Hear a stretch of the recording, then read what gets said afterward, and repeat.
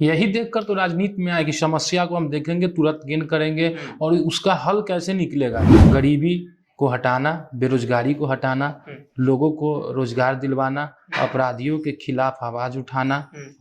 देखिए, एक दो चीज अगर हम करें तो फिर आपको बता सकते हैं। हमारा तो 24 घंटा जनता के लिए ही गुजरता है। जय हिंद, नमस्कार। आपको बता दूं कि बिहार में तमाम समस्या है और बिहार का उत्थान होना बहुत जरूरी है।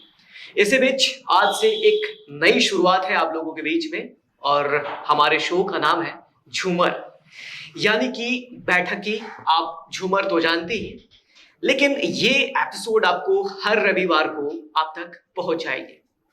हम कुछ युवा नेता हो गए या फिर तमाम शख्सियत से लगातार बातचीत करेंगे और हमारा मकसद है छोटे स्तर से लेकर बड़े स्तर तक लोगों से बात करें, उनकी राय जानने की कोशिश करें। इसी बीच हमारे साथ है जाप यानी कि जन अधिकार पार्टी के युवा नेता है, यानी कि युवा परिषद है, जिनका नाम नीतीश कुमार है।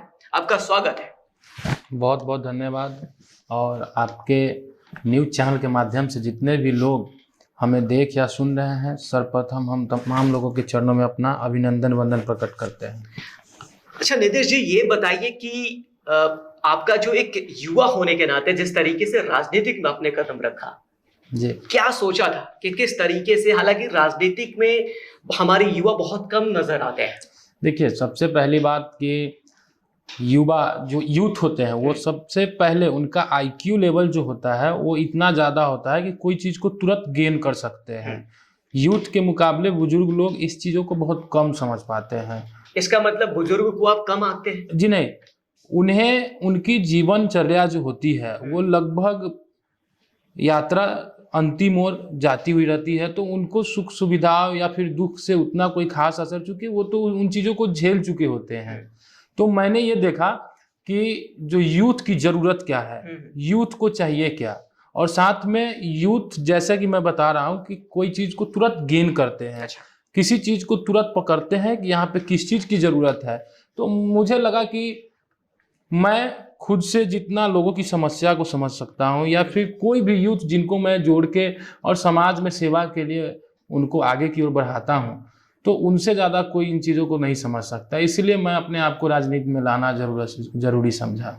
अच्छा जी, आप मतलब जब राजनीतिक में देखा तो आपको कोई समस्या दिखाई नहीं दी? बिहार की कितनी समस्या है, बिहार में कितनी प्रॉब्लम है, बिहार का जो एक सिचुएशन है वो काफी खराब है, इन सारी चीजों को आपने देखकर राजनीतिक में नहीं आया क्या? यही देखकर तो राजनीति में आए कि समस्या को हम देखेंगे, तुरंत गेन करेंगे और उसका हल कैसे निकलेगा, उन चीजों को हम आगे लेकर जाएंगे। आप अपने पार्टी के बारे में 2 शब्द में बताएं।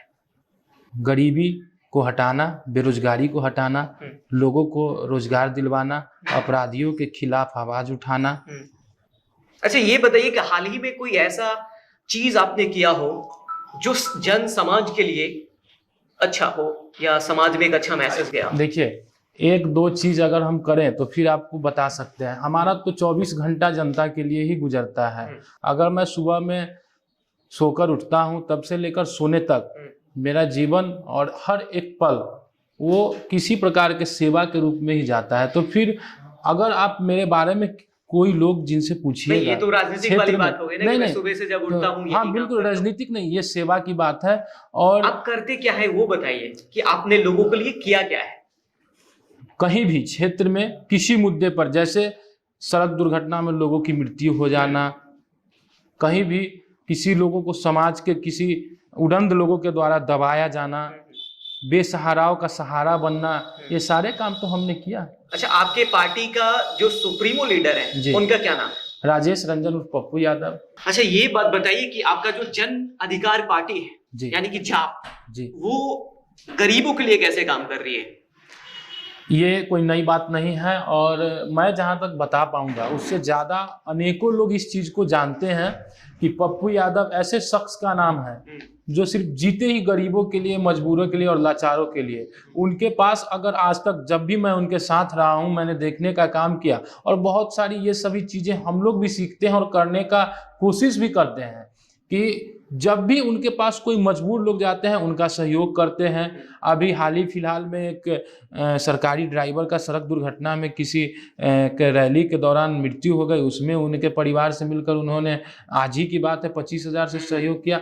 तो प्रतिदिन वो वैसे हर जगह पे वो खड़े उतरते हैं जहां समझिए कि उनकी जरूरत होती है।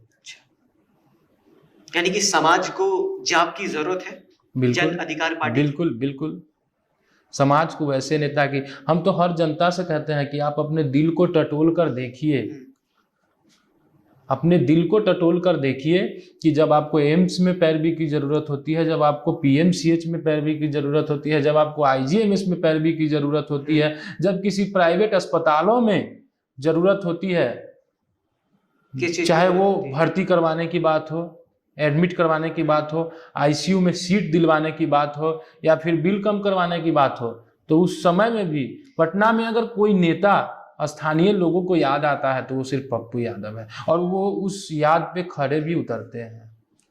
यानी कि आप लोग बिल कम कराते रहते हैं, आईसीयू में सीट दिलाते रहते हैं, या फिर वैसे पैरवी करते हैं कि एम्स में लोगों को जगह अभी मिल तो जाए। बिहार की यानी कि पैरवी करते बिहार हैं एम्स में जगह दिलाने का। एम्स की हालत इतनी खराब है कि आप लोग पैरवी करेंगे।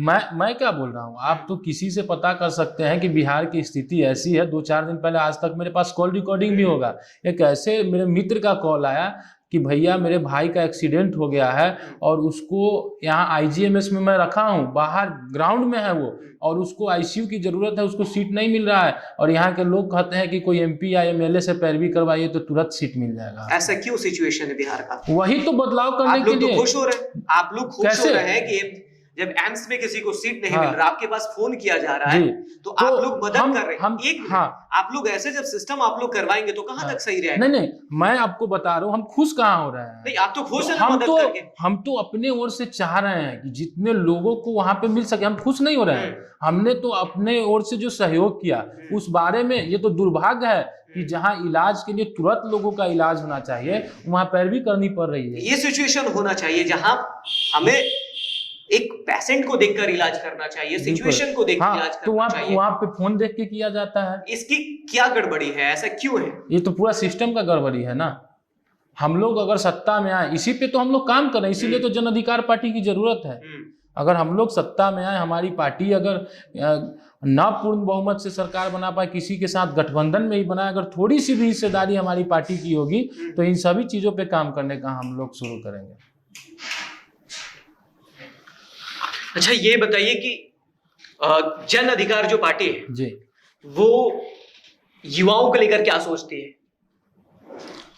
आज के दौर में अगर सारी पार्टियां हैं, चाहे राष्ट्रीय जनता दल हो, भारतीय जनता पार्टी, अनेकों पार्टी, मैं किसी एक पार्टी को लेकर टारगेट नहीं कर रहा हूं, अगर सभी नेताओं में से ज्यादा कोई युवाओं को बढ़ने का मौका दे रहा है, अगर युवाओं को प्रेम, उनको स्नेह और उनको रास्ता दिखाने का काम कोई नेता कर रहा है, तो वो आदरणीय राजेश रंजन उर्फ पप्पू यादव जी कर रहे हैं। सबसे ज्यादा यूथ को वही बढ़ावा दे रहे हैं। अच्छा। और सबसे ज्यादा यूथ उनसे जुड़ भी रहे हैं।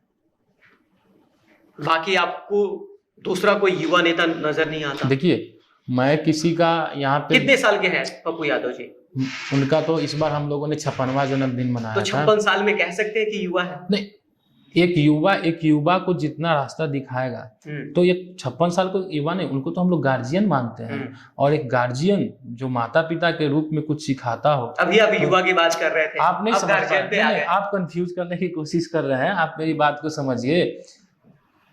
बुजुर्ग जो होते हैं उनके बारे में मैं बोला कि वो सब चीजों को गेन कर चुके होते हैं, तो पीढ़ी दर पीढ़ी एक गार्जियन अपने बच्चों को पेड़ की तरह सींच के आगे की ओर बढ़ाते हैं कि अब जब उनके आराम करने का वक्त हो तो यूथ ही तो उस चीजों को आगे लेके चलेगा।